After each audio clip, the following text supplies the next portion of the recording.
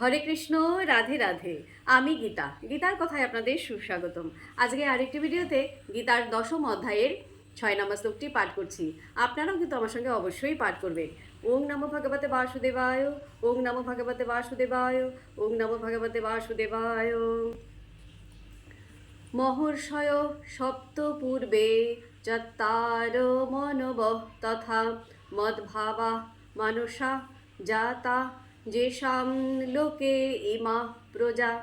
অনুবাদ: সপ্ত মহর্ষি, তাদের পূর্বজাত সনকাদি 4 কুমার ও 14 মনু সকলেই আমার মন থেকে উৎপন্ন হয়ে আমা হতে জন্মগ্রহণ করেছে এবং এই জগতের স্থাবর জঙ্গম আদি সমস্ত প্রজা তারাই সৃষ্টি করেছেন।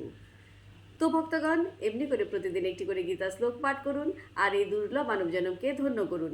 আর আমাকে কমেন্ট করেছেন মাধবী দাস, রাধে রাধে। আপনাকেও রাধে রাধে। হরি বল।